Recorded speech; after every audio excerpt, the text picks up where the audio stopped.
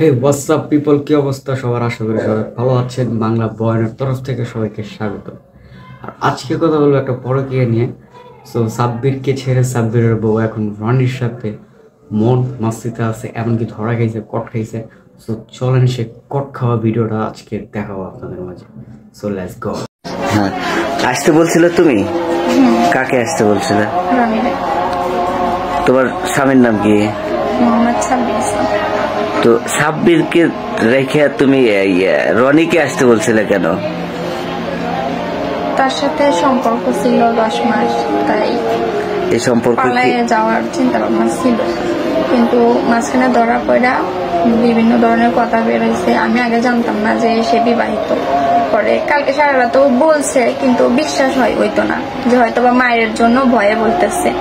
কিন্তু আজকে যখন তার বইয়ের সাথে সে নিজে কথা বলছে, আমি শুনছি, কাছে দাঁড়া দেখছি, তখন বিশ্বাস হয়েছে না, সে বিবাহিত। মানে এর আগে জানতে না যে সে বিবাহিত? না। আচ্ছা, আর তুমি ওই রনিকে দেখছো রনির সাথে পালা যাওয়ার জন্য? হ্যাঁ, তো এখন তুমি কার সাথে পালা যাও? রনির সাথেই তো যেতেছো, তাই না? না, যাবো না। কেন রনির সাথে যাবো না কেন? সে যদি আমাকে প্রথম সত্য কথা বলতো, কিন্তু আমি সব সত্য কথা বলছি। আচ্ছা, এই রনির সাথে মিথ্যা কথা বলার মানেটা কি? হ্যাঁ হ্যাঁ, এটা তুমি বলতে পারো, কিন্তু রনির সাথে যে তোমার স্বামী জীবনের সব প্রথম থেকে শেষ পর্যন্ত বলছি, তাহলে সে বলবো না কেন?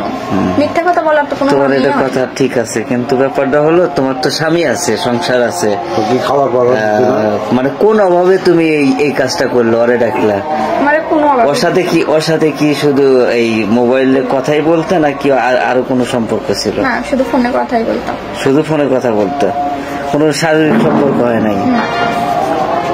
তুমি ওর সাথে ছবি উঠেছো কোন জায়গায়? আমাদের রুমে। বললাম না, কিছুদিন আগে নিতে আইছিল, পরে আমি না করছিলাম। পরে রেডি হয়েছিলাম, নতুন জামা পরা রেডি হয়েছিলাম, পরে নিয়ে যেতে চাইছিল, পরে চাই নাই, বলছি যে আমি যাবো না, পরে চলে গেছে। ওকে, এখন কি চাচ্ছ? না।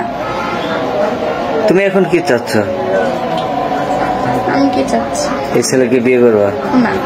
কেন?